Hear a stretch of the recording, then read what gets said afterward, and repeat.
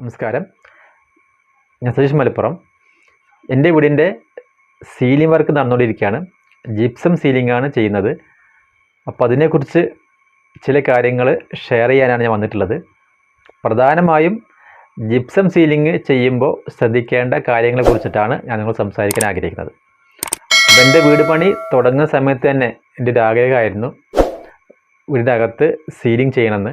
അപ്പോൾ അന്ന് തൊട്ട് ഞാൻ ഈ രംഗത്ത് ഉള്ള പല ആളുകളുമായിട്ട് സംസാരിച്ചുകൊണ്ടിരിക്കുകയാണ്.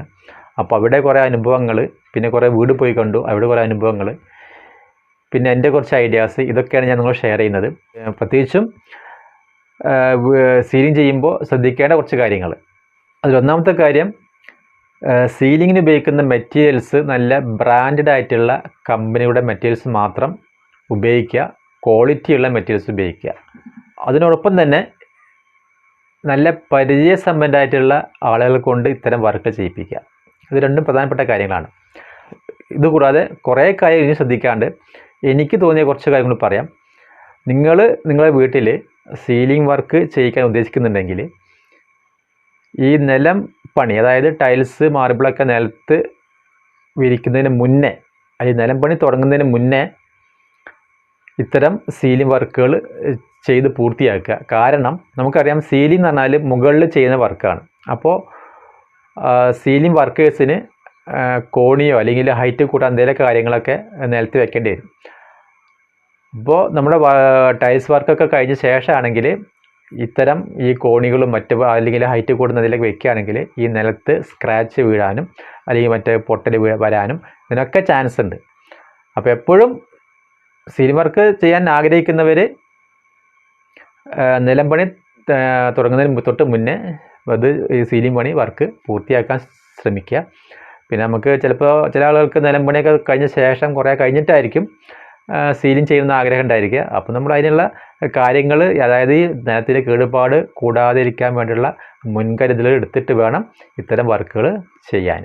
ഓക്കെ. പിന്നെ മറ്റൊരു കാര്യം, നമുക്കറിയാം നമ്മൾ പടവ് നടത്തുമ്പോൾ എയർ ഹോൾ ഇടാറുണ്ട്. ഇത്തരം എയർ ഹോളുകൾ അടച്ച ശേഷം മാത്രമേ നിങ്ങൾ സീലിംഗ് ചെയ്യാൻ പാടുള്ളൂ.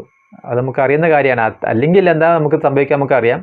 ഈ എയർ ഹോൾ കൂടി എലികൾ അല്ലെങ്കിൽ വെരുക് ഇതേപോലെ ജീവികൾ അതിൻ്റെ അകത്ത് വന്ന് കൂട്ടി അവസാനം ഈ സീലിംഗ് കംപ്ലൈൻറ്റ് വരാനും നമുക്കൊരു ശല്യമായി മാറാനൊക്കെ ചാൻസ് ഉണ്ട്. അപ്പോൾ അതുകൊണ്ട് എയർ ഹോളുകൾ കൃത്യമായിട്ട് അടയ്ക്കാം. പിന്നെ എൻ്റെ വീട്ടിൽ അത് മുൻകൂട്ടി പ്ലാൻ ചെയ്തുകൊണ്ട് താഴത്തെ ഗ്രൗണ്ട് ഫ്ലോറിലൊന്നും എയർ ഹോൾ ഇട്ടിച്ചിട്ടില്ല. പിന്നെ മുകൾ ഭാഗത്ത് എൻ്റെ വീട്ടിൽ ട്രസ് വർക്കാണ്. അപ്പോൾ ആ പടവും ആ ഓടും തമ്മിൽ ഗ്യാപ്പ് ഉണ്ടായിരുന്നു. അതൊക്കെ ഞാൻ ഇരുമ്പ് ഷീറ്റ് ഉപയോഗിച്ച് അടച്ചിട്ടുണ്ട്. അത് നിങ്ങൾ ശ്രദ്ധിക്കുക. ട്രസ് വർക്ക് ആണെങ്കിൽ ആ ഭാഗങ്ങളിൽ ഓടും അതായത് ചുമരും തമ്മിൽ ആ ഭാഗം ഗ്യാപ്പായിരിക്കും. അപ്പോൾ അവിടെ നമ്മൾ എന്ത് ചെയ്യണം, നല്ല കൃത്യമായിട്ട് എന്തെങ്കിലും മെറ്റീരിയൽസ് ഉപയോഗിച്ച് അടച്ചിരിക്കണം. അല്ലെങ്കിൽ അതിലൂടെയും ഇത്തരം എലികളും പിന്നെ മറ്റ് ജീവികളൊക്കെ ഈ സീലിനകത്ത് വരാൻ ചാൻസ് ഉണ്ട്. എൻ്റെ മുകൾ ഭാഗം ഡ്രസ് വർക്ക് ചെയ്താണ്. അപ്പോൾ ഇതേപോലെ ജീവികളെ അകത്ത് കയറുകയാണെങ്കിൽ അത് നോക്കാനും ഒക്കെ ഒരു കാര്യം ചെയ്തു വെച്ചിട്ടുണ്ട്.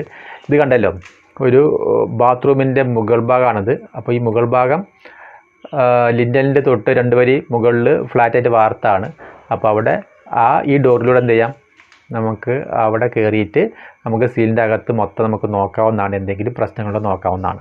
അപ്പോൾ നിങ്ങളുടെ വീട്ടിൽ ഇങ്ങനെ ഒരു ഡോറ് വെക്കാനുള്ള സൗകര്യം ഉണ്ടെങ്കിൽ സീലിൻ്റെ അകത്ത് എന്തെങ്കിലും ജീവികൾ കയറിയിട്ടുണ്ടോ ഒക്കെ നോക്കാൻ സൗകര്യമായിരിക്കും.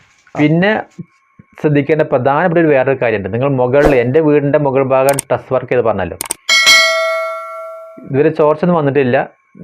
ഞാനിങ്ങനെ ശ്രദ്ധിച്ചപ്പോൾ ഈ കഴിഞ്ഞ മഴയത്ത് നല്ല മഴ, അതായത് പെരുമഴ എന്ന് പറയില്ലേ, അത്രയും ശക്തിയായി മഴ പെയ്യുമ്പോൾ എൻ്റെ ആ കോർണറിലുള്ള ഭാഗത്തുനിന്ന് ഓരോ തുള്ളി വീഴുന്നുണ്ട്. നമുക്കറിയാം ജിപ്സം എന്ന് പറഞ്ഞ മെറ്റീരിയൽ വെള്ളം തട്ടിയാൽ അതിന് കംപ്ലൈൻറ്റ് വരും.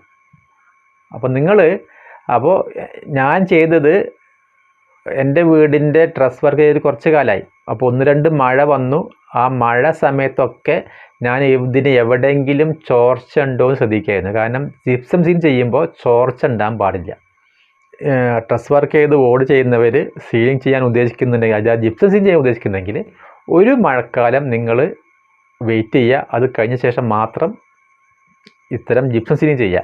അതിൻ്റെ കാരണം പറഞ്ഞല്ലോ, കാരണം ശക്തമായ മഴയിൽ നിങ്ങളുടെ വർക്കേഴ്സ്, അതായത് സ്ട്രെസ് വർക്ക് ചെയ്ത ആളുകൾ 100% ഇപ്പോൾ ഗ്യാരണ്ടി ചെയ്യുന്നുണ്ടാവും ഇത് ചോർച്ച ഉണ്ടാകാൻ ചാൻസ് ഇല്ല എന്നൊക്കെ. എങ്കിലും 1-2 തുള്ളി വിടാനൊക്കെ ചാൻസ് ഉണ്ട്. കാരണം എൻ്റെ വീട് അതുപോലെ തന്നെയാണ്. എൻ്റെ വീട്ടിൽ ഒരിക്കലും ചോർച്ച ഇല്ല എന്ന് 100% ഉറപ്പായിരുന്നു. പക്ഷേ നല്ല ശക്തമായ മഴ പെയ്തപ്പോൾ മാത്രമാണ് 1-2 തുള്ളി അവിടെ വീഴുന്നത് കണ്ടത്. അപ്പോൾ അത് കറക്റ്റ് ചെയ്തു. അതുപോലെ നിങ്ങളും ഈ മഴ കഴിഞ്ഞ ശേഷം നോക്കുക, ചോർച്ച ഉണ്ടോ നോക്കുക.